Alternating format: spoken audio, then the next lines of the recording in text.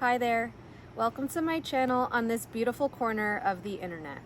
I was guided to share a channeled message about the collective shadow. In the collective, there is a rise of light being activated in the Earth's grid through all of our bodies, our energetic grids, and all of us on a soul level are activating to new light. And with this rise of energies, there's also a shadow that emerges behind and with and from the light. And the shadow feels unseen. There are all existences of beings and spectrums of multidimensionality and realms that some of us are beginning to open to and tune into. The beings on these higher dimensional realms relate to shadows in a different way.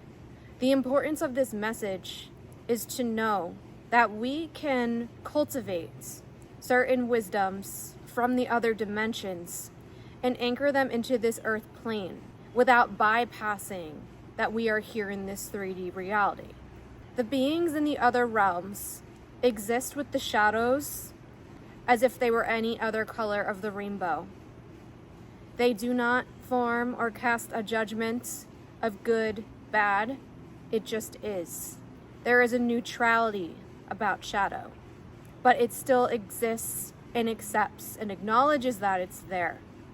The difference is in the energetic exchange that happens with the shadow itself.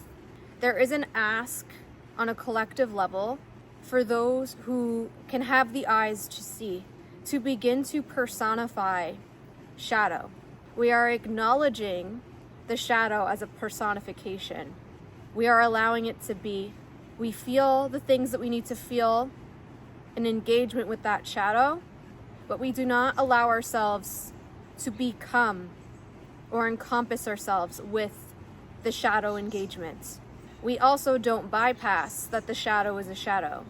And what removes that negative charge is the neutrality in the energetic exchange that you have with that shadow, allowing it to be, but also speaking out against if there is a version of an injustice or mistreatment from that shadow. And that can have to do with self or with others.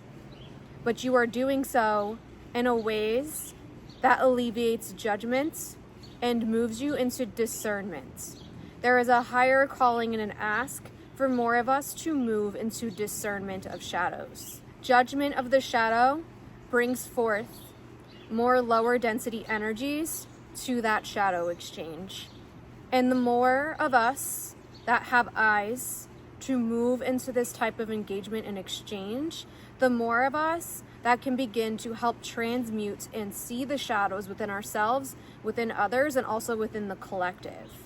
There's also an invitation for more of us to begin to interact and see our own shadows within ourselves as a version of an overlay. Those shadows are a part of us, but not truly us. They are an overlay that exists with us and within us. They are not all encompassing of who we are. What I'm also being shown and seeing is how there are more people who are rising in the collective and also being asked to not only rise in their own light, but to also rise with the shadows and hold space for the shadows.